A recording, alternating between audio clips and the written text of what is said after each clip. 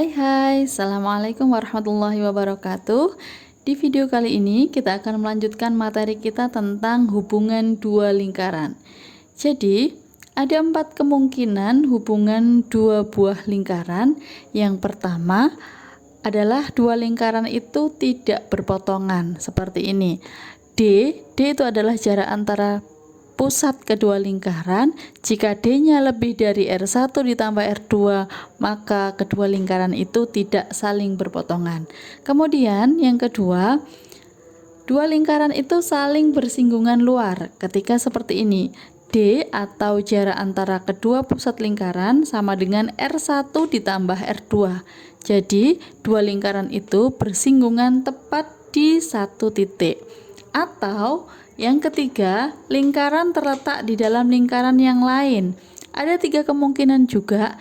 Yang pertama, dua lingkaran saling bersinggungan di dalam, seperti gambar. Atau yang kedua, dua lingkaran yang satu terletak dalam lingkaran yang lain, seperti ini. Atau kondisi yang ketiga, ketika kedua lingkaran sepusat. Nah, kemungkinan yang keempat adalah lingkaran tersebut saling berpotongan. Anak-anak bisa perhatikan kedua gambar, ada dua lingkaran. Lingkaran yang pertama kita sebut pusatnya adalah P1, dan lingkaran kedua kita sebut pusatnya sebagai P2. Kondisi ketika dua lingkaran saling berpotongan, maka kita lihat di sini bahwa dua lingkaran ini berpotongan di titik A dan di titik B. Nah, AB sendiri kita sebut sebagai tali busur sekutu, sementara perpanjangan dari AB kita sebut sebagai garis G. G ini adalah garis kuasa. Persamaan tali busur sekutu bisa kita peroleh dengan mengurangkan kedua persamaan lingkaran, yaitu L1 dikurangi L2 sama dengan 0. Sementara persamaan lingkaran baru yang bisa kita bentuk jika diketahui melalui titik A atau titik B adalah L3 atau lingkaran yang ketiga ekuivalen dengan L1 ditambah P dikali L1 dikurangi L2 sama dengan 0. P-nya adalah parameter, L1 dikurangi L2 adalah persamaan tali busur sekutunya. Untuk lebih jelasnya silakan simak contoh soal berikut. Oke, kita bahas contoh soalnya.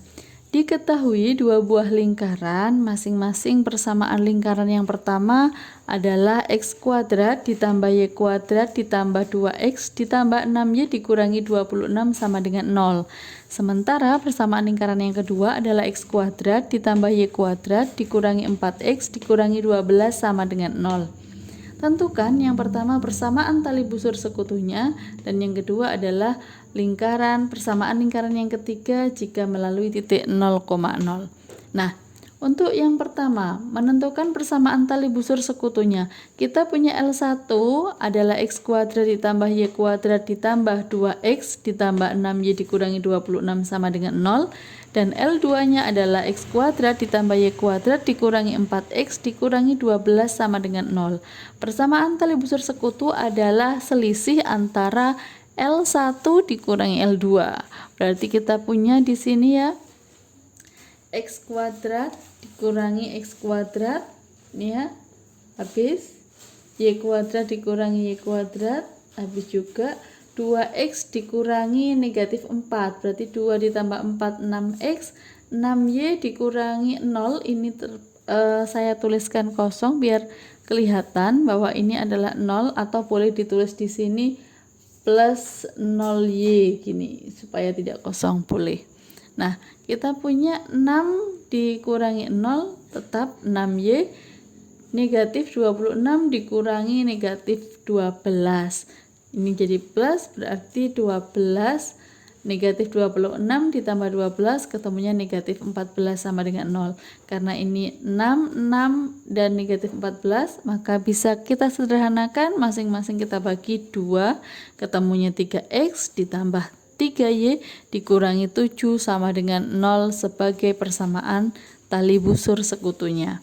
Nah, lanjut ke soal yang kedua, yaitu ditanyakan persamaan lingkaran yang ketiga jika melalui titik 0,0. Nah, Lingkaran yang ketiga kita punya adalah L1 ditambah P, P-nya adalah parameter dikali dengan persamaan tali busur sekutunya sama dengan 0. Kita punya L1-nya adalah X kuadrat ditambah Y kuadrat ditambah 2X ditambah 6Y dikurangi 26 ditambah P-nya masih akan kita cari, dia adalah parameternya. Kemudian L1 dikurangi L2 adalah persamaan tali busur sekutunya. Tadi sudah kita cari dan ketemu 3X ditambah 3Y dikurangi 7 sama dengan 0. Karena melalui titik 0,0, sekarang kita substitusi ke persamaan tersebut. Ke persamaan lingkaran yang ketiga, X-nya kita ganti 0, Y-nya juga kita ganti 0. Kita punya 0 kuadrat ditambah 0 kuadrat ditambah 2 kali 0 ditambah 6 kali 0 dikurangi 26 ditambah P, ya, P-nya masih akan kita cari, dikali 3 kali 0 ditambah 3 kali 0 dikurangi 7 sama dengan 0.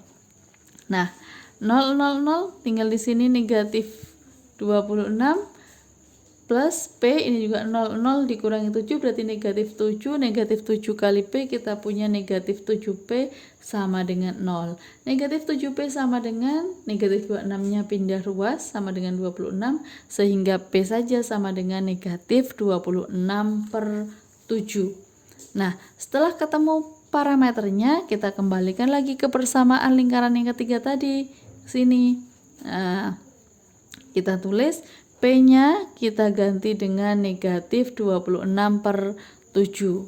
Nah, sehingga kita punya, supaya ini ada per 7, 7-nya kita hilangkan, ya. Masing-masing ruas kita kalikan dengan 7, maka kita punya di sini 7x kuadrat ditambah 7y kuadrat. Ini ya, 2 kali 7 14, 6 kali 7 42, y. Negatif 26 kali 7 sama dengan negatif 26 kali 7. Tetap saya tulis begini karena nanti bisa dicoret dengan sini ya. Negatif 26 karena ini 7-nya supaya hilang, berarti 7-nya sudah hilang ya, karena ada perkalian 7 tadi. Tinggal negatif 26 kali 3x sama dengan negatif 78x.